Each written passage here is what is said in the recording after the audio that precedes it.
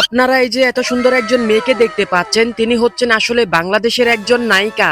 আল্লাহ সত্যি। কিন্তু তিনি যে ধরনের সিনেমা তৈরি করেন সেইগুলা বাংলাদেশের তুলনায় ইউরোপ আমেরিকায় বেশি তৈরি করে। হ্যাঁ তাই এক কথায় বলতে গেলে তার জন্মগ্রহণ করার কথা ছিল ইউরোপ আমেরিকায়, কিন্তু তিনি ভুল করে বাংলাদেশে জন্মগ্রহণ করেছেন। এই আপুটার নাম হচ্ছে সুমাইয়া। তিনি নিজেকে একজন অনলাইন ইনফ্লুয়েন্সার দাবি করেন। তবে তিনি যে একজন কতটুকু অনলাইন ইনফ্লুয়েন্সার সেটা আপনারা আর একটু সামনে গেলেই বুঝতে পারবেন। সত্যি বলতে এই আপুমনিটা হচ্ছে একজন পর্ন স্টার, যিনি কিনা তার নিজের বাপ এবং বয়ফ্রেন্ডের সাহায্যে পর্ন ভিডিও তৈরি করে থাকে। বাবা ও প্রেমিকের সহায়তায় পর্নোগ্রাফি তৈরি করতেন সুমাইয়া।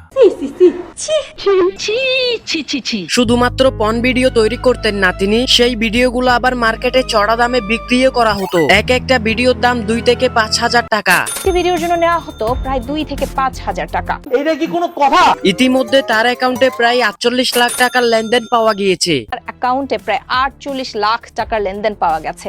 একবার চিন্তা করে দেখেন, মানুষ পর্ন ভিডিও তৈরি করে কত টাকা ইনকাম করতেছে।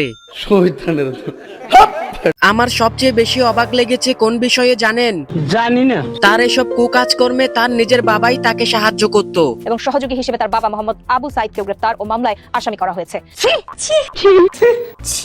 আর সবচেয়ে বড় কথা হচ্ছে এই আপু একজন মেকআপ সুন্দরী। সে মেকআপ করলে তাকে যেমন দেখায়, আর মেকআপ ছাড়া সে বাস্তবে যেমন।